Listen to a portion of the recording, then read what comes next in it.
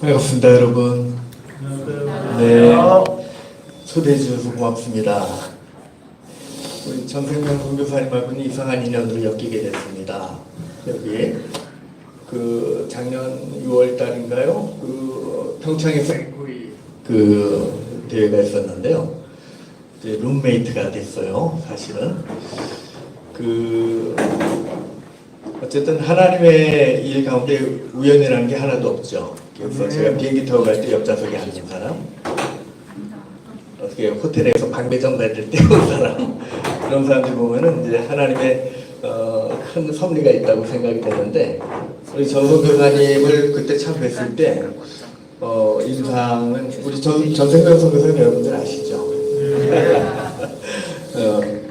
일단 저보다 키가 크시고 보니까 이제 저희 학교에서 또 보이시는 거예요. 그래서 어쩐 일이시죠? 했더니 FMNC 선교회가 저희가 이제 양재동에 있는데 거기 양재천 옆으로 또 이사를 오셨다 그러네요. 그래서 이것도 왜 이렇게 또 이렇게 나와. 근데 저는 이제 FMNC 선교회를 선교 한국이라든가 이런 선교 대회 때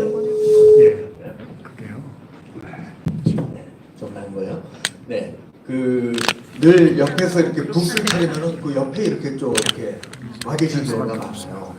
이렇게 이제 호기심에 보면은 뭐 희한한 물건도 가져오시고 그래가지고 이렇게 좀 흥미가 제가 좀 호기심 천국이거든요. 그래서 흥미가 당긴 선교였는데 이렇게 인연이 돼갖고 사실은 금년 4월인가요? 5월달에 저희가 이제 한 학기에 한 번씩 그렇게 이제 탐방 주간이 있습니다. 그래서 선교 단체를 모셔와서 우리 학생들에게 이제 여기 연결도 시켜주고 하는 일을 하는데, 이 FMNC를 이번에 기회에 모시면 좋겠다.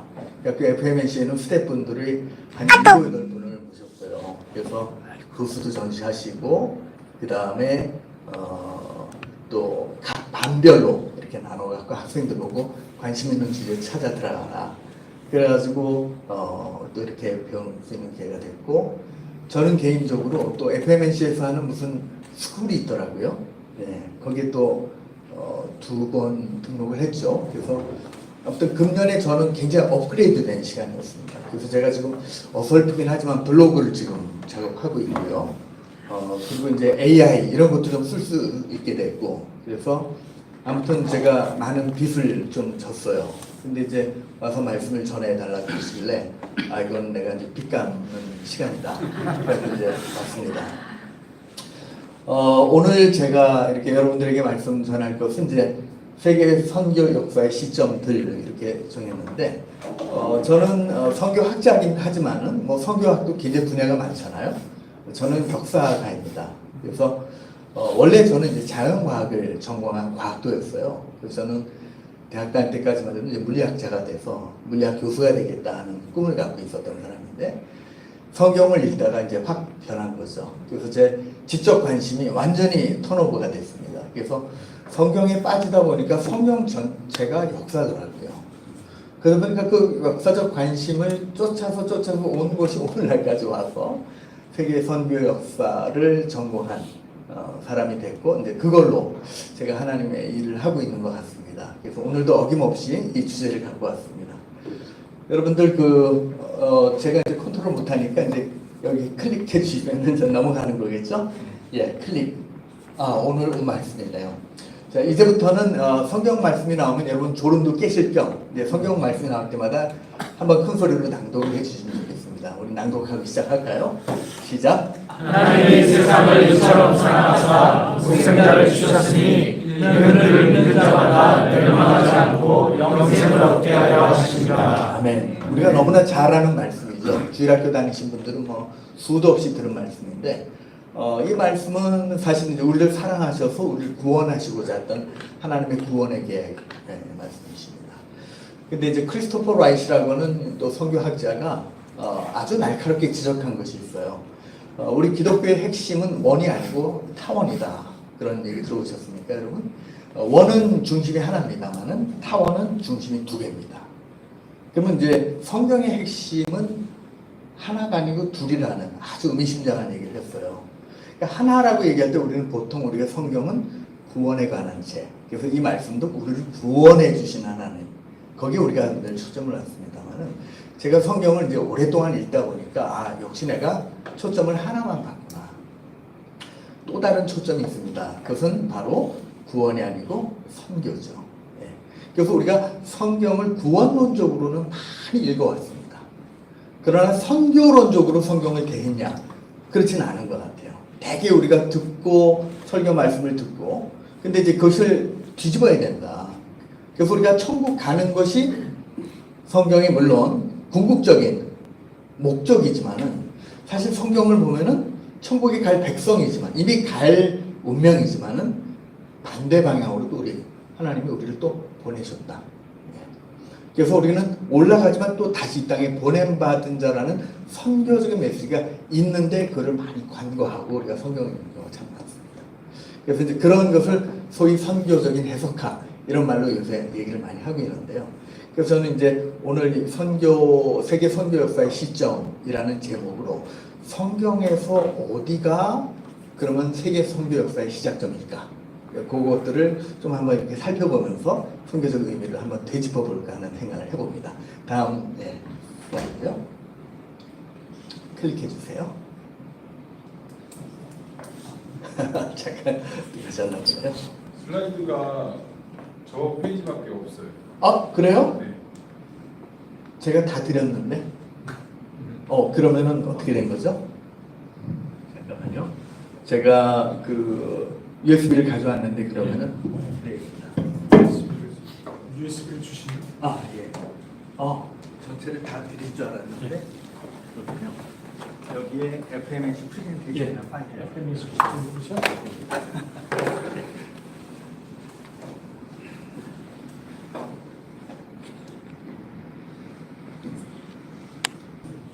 말씀해 창세기 주시죠. 12장 1절 오, 우리 전성교사님 구약으로 가셨나요? 창세기 12장.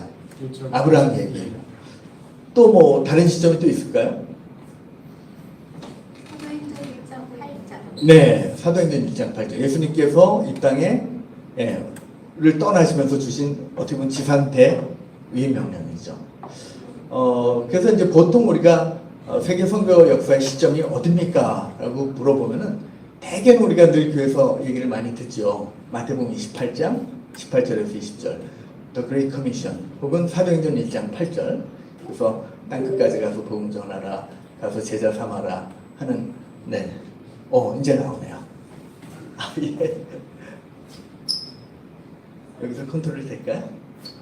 안 되면 그냥 제가 다음 슬라이드 넘겨주시면 좋을 것 같습니다.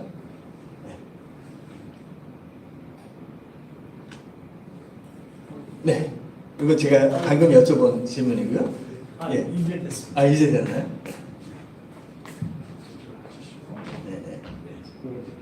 네, 감사합니다. 네. 넘어갔네요.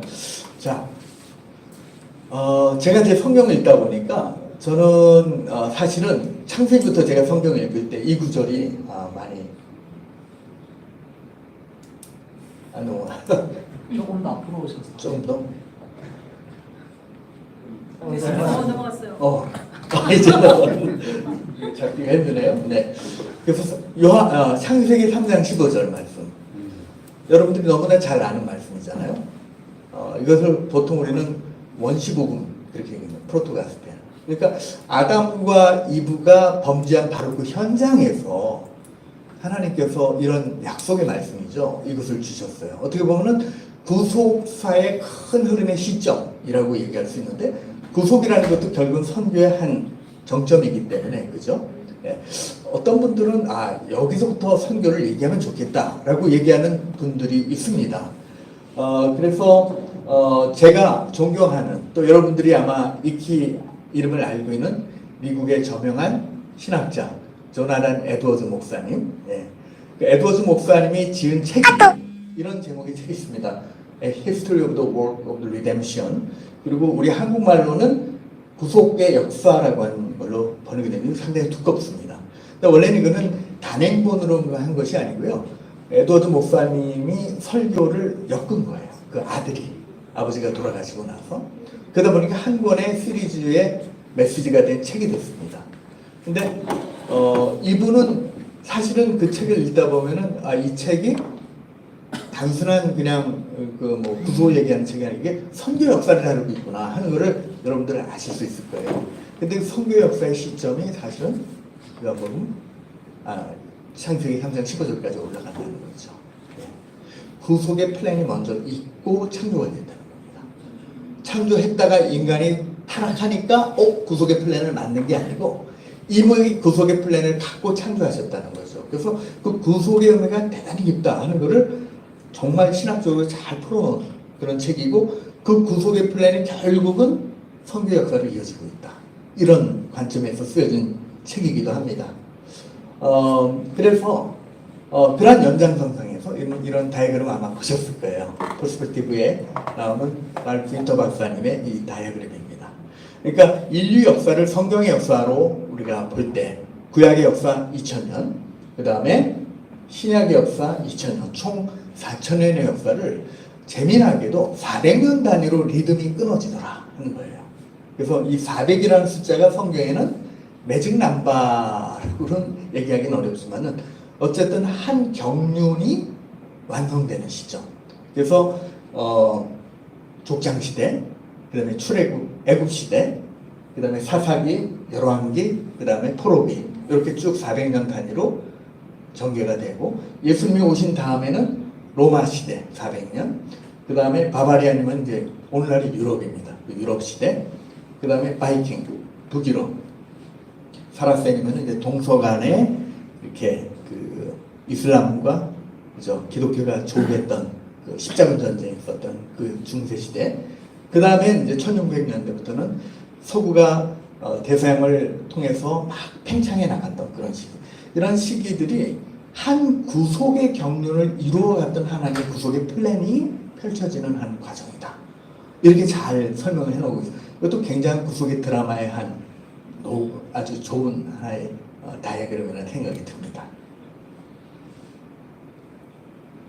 자, 그 다음에 아까 우리 전생명 선생님 말씀하신 것처럼 창세기 12장 1절부터 3절을 어떤 분은 이게 구약의 대위임령이다. 이렇게 얘기하시는 분이 있어요. 우리가 대위임령 그러면은 예수님께서 제자들에게 주신 신약의 명령만 생각하기 쉽잖아요. 근데 똑같은 의미의 대위임령이 구약에도 있다. 근데 그거를 아브라함에게 준 위임령. 아브라함도 가라 그랬잖아요. 가라. 네. 어떻게 보면 이것이 하나님의 선교의 구체적인 시작점이다. 이렇게 잡고 선교를 이해하시는 분이 있습니다. 그러니까 선교의 범위가 훨씬 더 앞당겨지는 거죠. 구약신도로 훨씬 더 앞당겨지는 것이죠. 그래서 이것을 저는 이제 DNA 가닥으로 이렇게 표기를 해놨는데요. 이제 저는 이제 생물학을 공부하면서 이 DNA가 참 신기한 물질이잖아요, 여러분. 여러분들의 모든 이 캐릭터, 형질들을 이 DNA 가닥으로 다 포장해 오셨어요, 하나님이. 그러니까 정말 눈에도 보이지 않는 그 유전 정보를 세포 속에다 꽁꽁 다 포장시켜 놔갖고 그 시점에서부터 이제 시간이 지나면서 발현돼 나가잖아요. 마찬가지로 이 창세기 12장 1절부터 3절은 선교의 DNA 가닥 같다 그런 생각이 듭니다. 이것이 성경이 쭉 풀어지면서 어떻게 이것이 형질화되고 나타나지냐 하는 것을 보여주는 구체적인 말씀이라고 생각이 됩니다. 그래서 이 DNA 가닥을 풀면은 기본적으로 세 가지의 패턴이 나타난다. 이건 이제 레슬리 뉴빅이라는 하는 유명한 선교학자가 얘기를 했어요. 하나님이 선교하시는 과정을 보면은 콜링이 있고요. 그 다음에 보내고, 그 다음에 축복하신다. 자, 여기 나타나는 이 보내라는 이 샌딩이라는 말이 라틴어로 미션이라는 말입니다. 그래서 어떻게 보면은 여기가 어떻게 보면 구약의 선교의 시작점이다. 이렇게 얘기를 하기도 합니다. 자, 그런데요. 우리 성경을 가만히 보면 또 굉장히 놀라운 시점이 하나 등장합니다.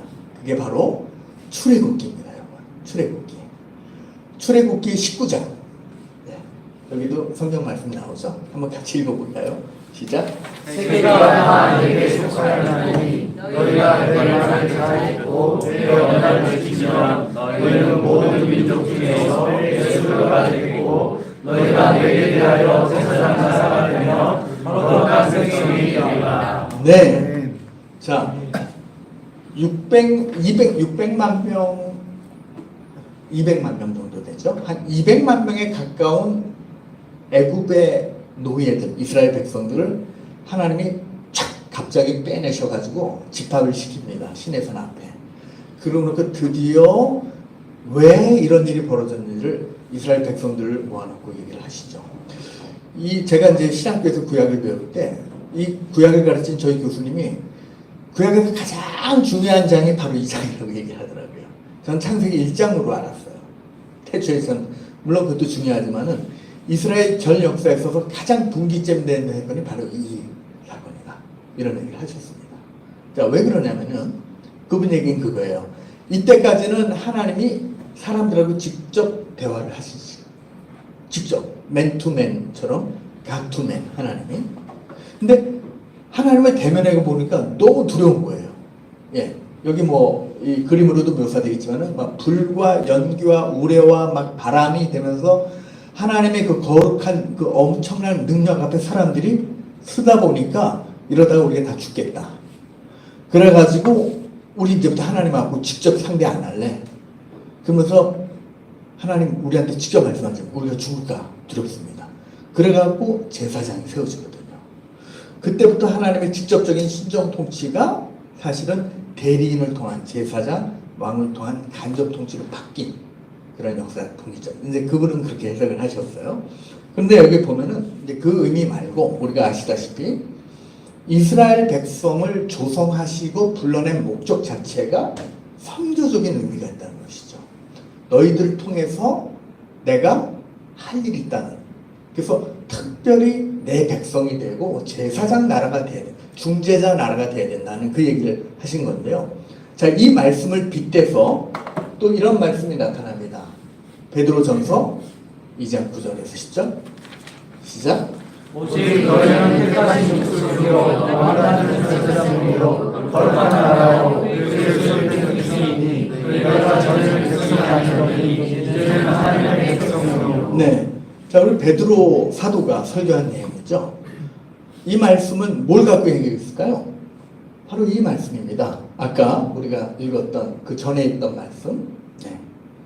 어쨌든 그 이스라엘 백성을 모아놓고 한 말씀을 이제는 하나님의 백성, 교회죠. 교회에 대놓고 하는 거예요. 그래서 저는 이 말씀이 여기다 제목을 붙여봤습니다. Missionaryhood of all believers. 여러분 어디서 많이 들어본 말씀 같지 않아요? 원래는 Priesthood of all believers. 마틴 루터가 만인 제사장서를 내세웁니다. 그때 그러니까 중세 때의 어떤 그런 성직자 개념을 다 무시해버리고 하나님 앞에 구원받은 백성은 모두가 다 제사장적인 역할을 갖고 있다. 자, 그거를 우리가 선교적 의미로 바꾼다면은 하나님 앞에 부름받은 구원받은 하나님의 백성들은 모두가 다 선교사다. 네. 이 말에 동의하시는 분도 있고 동의 안 하시는 분도 계세요. 근데 저는 동의합니다. 그래서 모두가 선교적 사명을 갖고 있는 존재들이 되었다 하는 것입니다. 어떻게 보면 요 말이 출애굽기 요 말의 근원이 되는 출애굽기 19장이 어떻게 보면 선교적인 정체성의 시작이 되는 굉장히 중요한 시점에 맞습니다 하는 생각을 우리가 해볼 수가 있습니다. 여러분들 요새 나타나는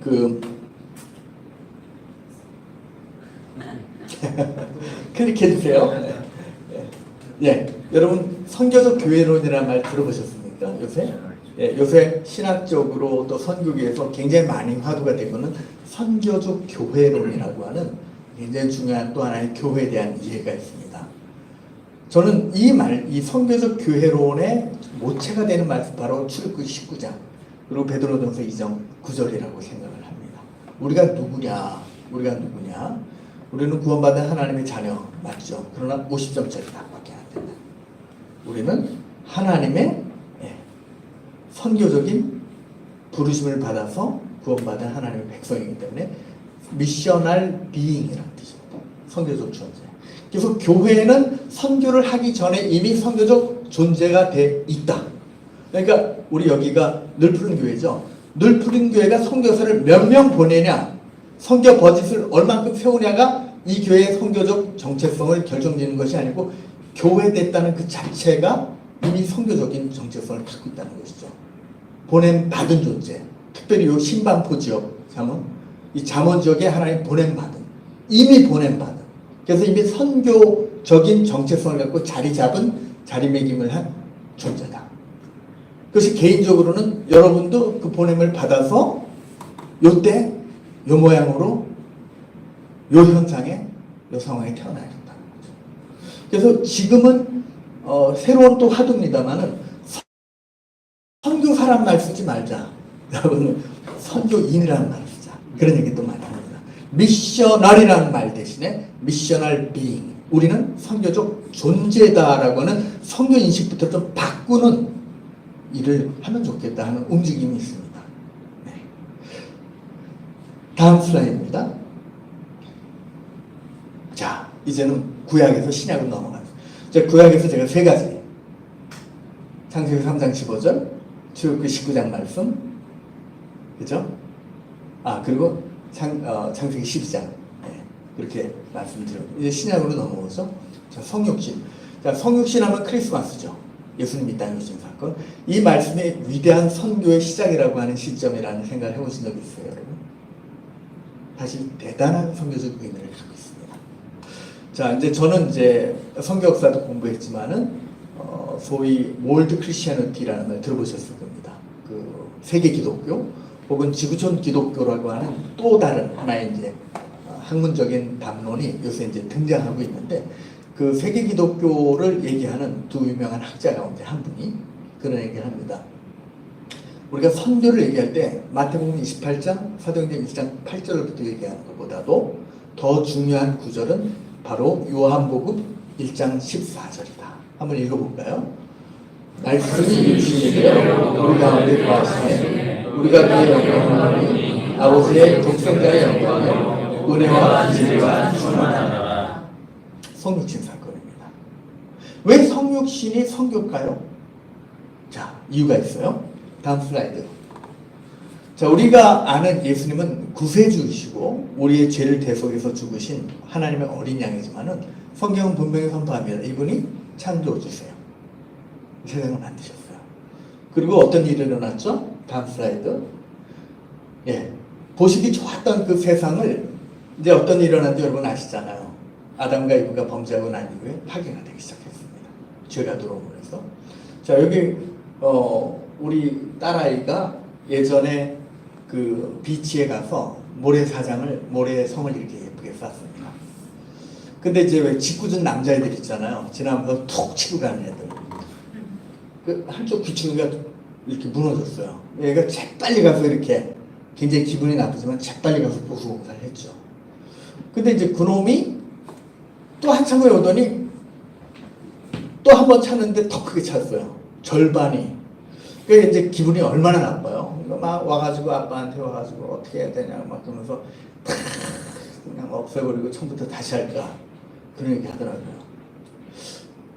저는 이것이 적절한 비유일지 모르겠지만 예수님의 마음이 어땠을까? 죄로 인해서 이제 하나님이 만든 그 좋았더라고 말씀하신 세상이 파괴되기 시작했을 때 하나님의 방법이 싹 지워버리자, 다시 만들자, 그런 플랜 A가 있을 수도 있지만은 그 방법을 쓰셨다면 아마 지구가 다시 한번 다 파괴되고 다시 지금은 청조가 일어났겠죠. 근데 우리 기록에 보면 그런 것 같지는 않아요. 다음 슬라이드 보여주시면요. 네. 분명히 예수님께서 눈물을 흘리셨을 것 같아요. 다음 슬라이드입니다. 자, 그때 일어난 사건이 뭡니까? 플랜 B였습니다. 복구 작업. 근데 다 지워버리고 처음부터 한 것이 아니고 아예 이분이 그냥 들어오시고 창조 세계로 들어오셔서 창조의 일부가 되신 거죠. 피조물이 되신 거죠. 인간이 되셨습니다. 거기서부터 하나님의 새로운 재창조, 회복의 질서가 시작이 되는데 그림으로 묘사를 하려니까 지구 안에다가 제가 자궁 속에 있는 어린아이 모습을 갖다 넣어봤어요. 이것이 성육신 사건인데요. 다음 슬라이드 보여주시면요. 성육신이 왜 참된 선교적인 의미가 있는 것일까? 자, 일단은 보냄을 받았잖아요. 하나님께서 아들을 보내셨잖아요. 그것이 샌딩, 다시 말해서 미션입니다. 그러니까 예수님의 정체성은 구주이시기도 하지만, 세이비어이기도 하지만은 더 근본적으로는 보냄받은 미셔너리죠. 지저스 더 미셔너리. 그리고 성육신 사건은 번역의 사건이다. 이런 얘기를 합니다. 성경학자들이. 트랜슬레이션. 디바인 랭귀지. 하나님의 신적인 랭귀지가 휴먼 랭귀지로 바뀐 거예요.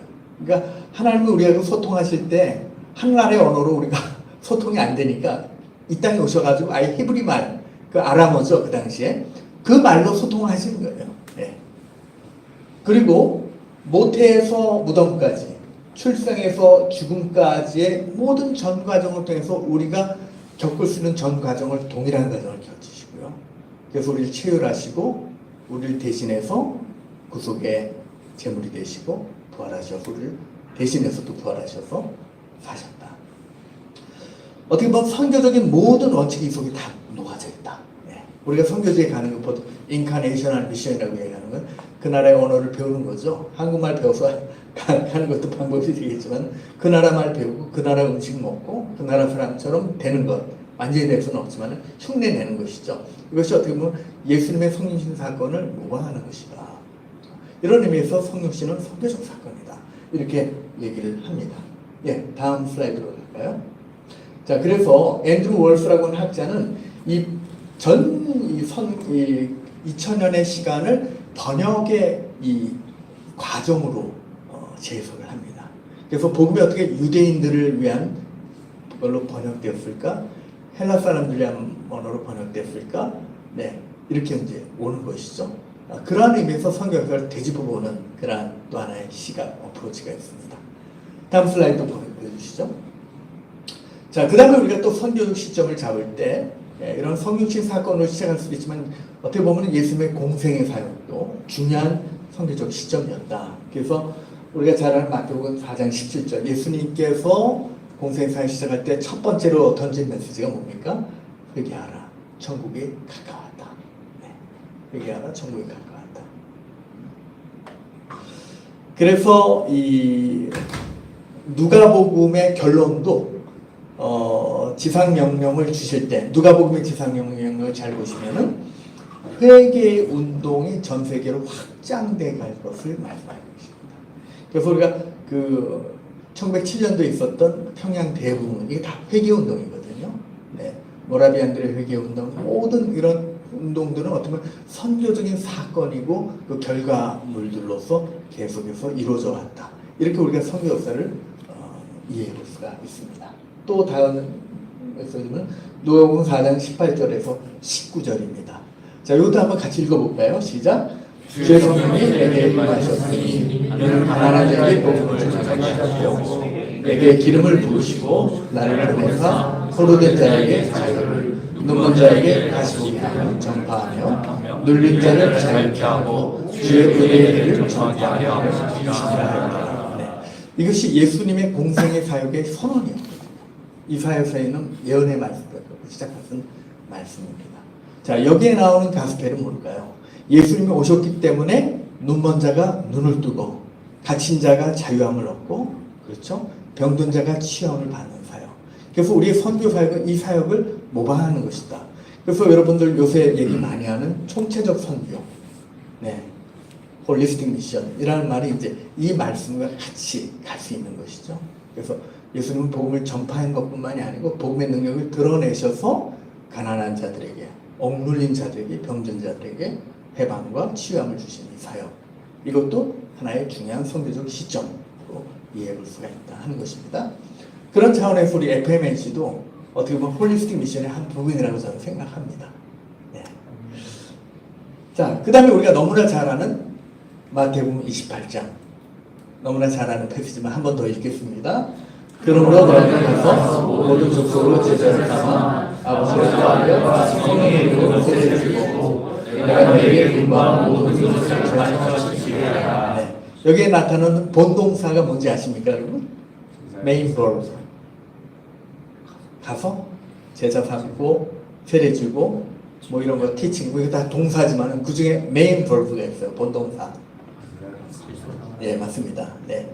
제자 삼는 거죠. 그 제자 삼기 위해서 가는 거고 제자 삼기 위해서 세례 주고 가르치는 것입니다. 그래서 제자 삼는 디사이플십이 선교의 또 궁극적인 내용이다. 그래서 우리가 우리 성교를 평가할 때 뭐로 평가할 건가?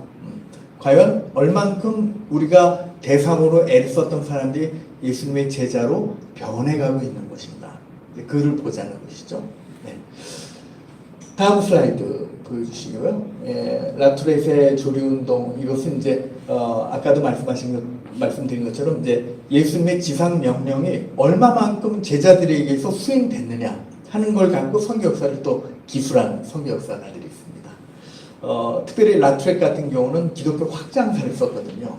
그래서 선교의 시점을 예수님의 지상 명령으로부터 시작해서 그 명령이 얼마만큼 확장되었는가, 지리적 확장, 교회의 성장, 기독교의 영향력 이런 걸 갖고 쭉 적었어요. 그러다 보니까 때로는 진보하기도 하고 기독교가 퇴보하기도 하고 이런 밀물과 썰물과 같은 이러한 조리운동을 반복하지만은 결론적으로는 기독교는 계속 진보해 왔다. 이것이 이제 하나의 선교 역사를 보는 하나의 틀이 됩니다. 다음 슬라이드 보여주시죠. 자, 아까 제가 성육신 말씀드렸지만은 또 하나의 중요한 사건이 뭡니까? 바로 오순절 사건입니다. 우리 한번 같이 읽겠습니다. 시작.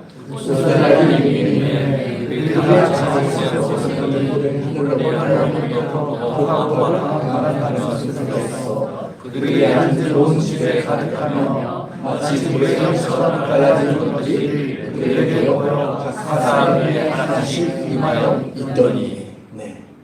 자, 성령께서 오시는데 그 모습이 불의 혀같이 각 사람의 머리 위에 머물러 있었더라. empower. 그렇죠? 다음 슬라이드 넘겨주시면은, 네.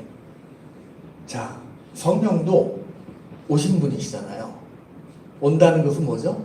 보냄받았다는 얘기입니다. 그러니까 여기서 굉장히 중요한 하나의 패턴을 볼 수 있습니다. 아버지께서 아들을 보내셨는데요. 이제 아들이 하나님께로 가면서 또 한 분을 또 보내신다는 것이죠.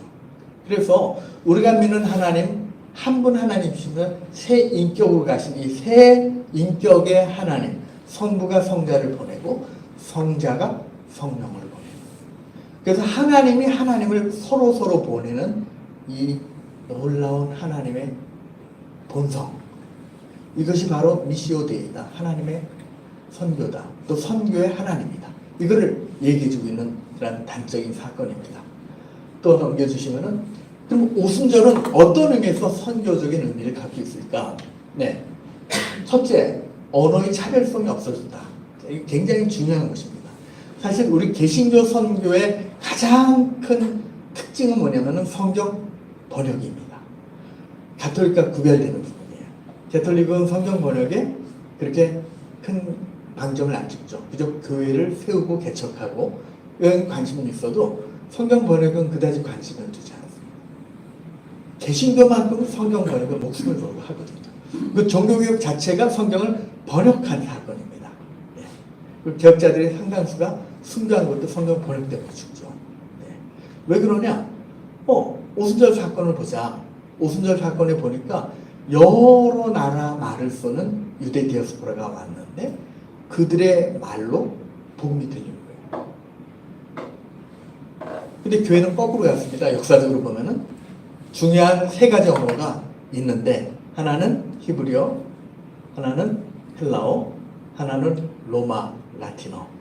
이 세 가지 언어가 더 디바인 랭귀지, 신적인 언어입니다. 그 외 다른 언어로 성경을 번역하는 것은 신성불가침, 명예, 성경적인 해석입니까? 아니죠. 오순절 사건이 그걸 반증해 주겠어요. 하나님이 만약에 헬라어, 히브리어, 라틴어만 하나님 인정하시는 언어라면은 그 제자들이 전부 다 라틴어로 아마 복음을 전했을 거예요. 근데 그렇지 않았거든요. 자, 이것이 기독교가 이슬람과 구별되는 겁니다. 이슬람은 아랍어, 절대 언어죠. 기독교에는 절대 언어가 없습니다.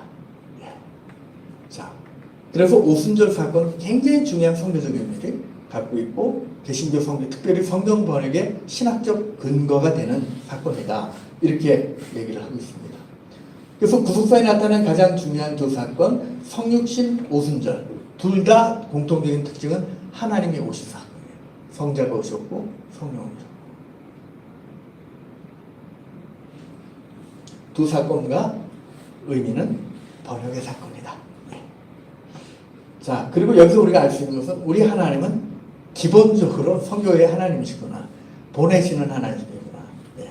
이거를 우리가 알 수가 있습니다.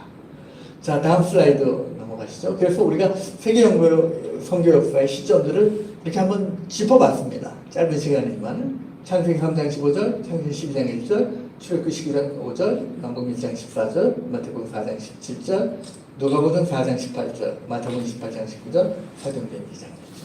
네. 그래서 저는 이 각각의 시점들을 이렇게 주는 성경에 대한 이해가 굉장히 풍성해진다고 저는 생각을 합니다. 마태복음 28장으로만 우리가 봐야 될 것은 아니다 하는 그런 말씀이죠. 네. 넘어가겠습니다. 네. 그러면 역사의 끝에서 바라본 역사. 자, 여러분 역사의 끝을 가보셨습니까? 아직 누구도 가본 사람이 없습니다. 타임머신도 개발되지 않았죠. 근데 저는 성경에서 역사의 끝을 보여주고 있다고 생각합니다. 다음 슬라이드 한번 보여주시죠. 자, 이건요, 제가 그 중국집에서, 미국 같은 데 가면 여러분 중국집에서 이 포춘 쿠키 있잖아요. 딱 열면은 그 뭐 명구 나오는 거 보니까 The best prophet of the future is the past라는 아주 멋있는 구절이 나왔어요. 아, 참 좋지 않아요? 예. 의미를 파악하실 수 있습니까, 여러분? 예. 가장 미래의 좋은 예언자는 과거다. 다시 말해서 우리가 미래를 가늠하기 위해서는 역사 공부해야 된다는 얘기죠. 예. 근데 이 말이 영국의 유명한 시인 바이런이라고 하는 사람이 쓴 명언이더라고요. 근데 그 순간 또 저한테 영감이 와갖고 요 밑에 있는 말이 생각이 났어요. The best interpreter of the past is the future. 한번 의미를 생각해 보시죠. 그렇다면 우리가 과거는 어떻게 이해할 수 있느냐? 여러분 역사는 이해할 수 있는 시점들이 굉장히 많습니다. 어떤 사관이냐에 따라서 같은 사건도 다르게 해석되잖아요. 뭐가 가장 정확한 과거의 이해일까를 보기 위해서는 어디로 가야 된다? 미래로 가야 된다. 이건 누가 한 말입니까? 제가 한 말입니다. 네, 하나님이 저한테 영감을 주셔갖고 이렇게 명구가 생각이 나게 된 거예요. 자, 다음 슬라이드 한번 보여주시죠. 자, 제가 이제 하인드사이트라는 말을 참 좋아하는데 우리말로 굳이 옮긴다면 후견지명 뭐 이런 뜻이 될 것 같아요. 우리가 여러분들 산 꼭대기에 올라가면은 밑을 이렇게 내려다보지 않습니까? 그러면 내가 지나온 길의 궤적이 보여요. 우리가 등산할 때는 저기가 고지인데 왜 저쪽으로 가지 않고 길이 자꾸 이쪽으로 돌아가지? 때로는 올라가야 되는데 때로는 내려도 가잖아요. 이게 왜 그런지를 그 당시에 걸을 때는 이해가 안 가는데 그걸 이해하기 위해서는 가장 좋은 방법은 꼭대기로 올라가는 겁니다. 그래서 내려다보는 거예요. 마치 역사도 그를 정확하게 우리가 이해하기 위해서는 역사의 끝점, 정점으로 가야 되는 것이 아닌가. 그럼 성경에서 우리에게 보여주기는 역사의 끝점은 무엇일까? 이제 제가 보는 관점에서는 다음 슬라이드입니다. 예, 한 번 더. 네. 자, 우리가 지금 살고 있는 시대가 이제 소위 지구촌 기독교 시대, 세계 선교의 세계 기독교 시대라고 얘기하지만은 어떻게 보면은 역사의 끝점이라고 볼 때 우리는 그 끝점에 거의 와 있지 않나 하는 그런 생각이 들었어요. 네. 자, 계시록 7장 9절에 이런 말씀이 나오죠. 우리가 너무 잘 알고 있는 말씀입니다. 근데 사실은 이 말씀은 지금부터 2000년 전에 사도 요한에게 주신 하나님의 계시이지만은 그 이전에 또 이런 비슷한 말씀이 누구에게 주어졌느냐? 다음 슬라이드 보여주시면요. 창세기 12장 2절에서 3절에 이미 지금부터 4000년이죠. 4000년 전이죠. 요한보다도 더 2000년 전에 아브라함에게 또 동일한 말씀을 주어졌습니다. 너로 인해서 세상에는 모든 민족이, 그죠? 그것이 현실화된 것이 계시록에 있는 말씀이라면은, 그러면 이렇게 창세기 12장 말씀과 계시록 7장의 말씀을 쭉 이어볼 때 그 이어지는 역사의 방향이 결국은 우리가 이해할 수 있는 하나님의 역사의 방향이 아닌가 하는 생각이 드는 것입니다. 예. 자, 이런 역사를 통해서 하나님은 우리에게 또 뭘 보여주시냐면은 하나님이 뭔가를 지어가신다 하는 것을 알 수가 있습니다. 우리가 에베소서의 말씀을 보면은 이런 말씀이 나오는데요. 같이 한번 또 읽어볼까요? 또 만물을 그 발에 복종하게 하시고 그를 만물 위에 그의 몸으로 주시니라. 교회는 그의 몸이니 만물 안에서 만물을 충만케 하시되 충만하노라. 자, 하나님께서는 이 세상을 창조하시지만 뭔가를 또 하나 창조하고 계시는데 그게 뭐냐면은 하나님의 몸 예수 그리스도를 이렇게 비유하고 있는데요. 그리스도를 머리로 하고 그 밑에 그리스도를 믿는 백성들이 그의 몸이 돼서 새로운 한 사람으로 지어져 가고 있다. 그래서 유대인으로부터 시작한 그 몸이 헬라인이 들어오고 로마 사람들이 들어오고 유럽 사람들이 들어오고 나중에는 중국 사람, 한국 사람, 아프리카 사람 이렇게 들어오면서 거대한 하나님의 몸을 지어가고 있다 하는 그런 의미로 볼 수가 있습니다. 그래서 에베소서 2장 19절부터 22절 그냥 넘어갈게요.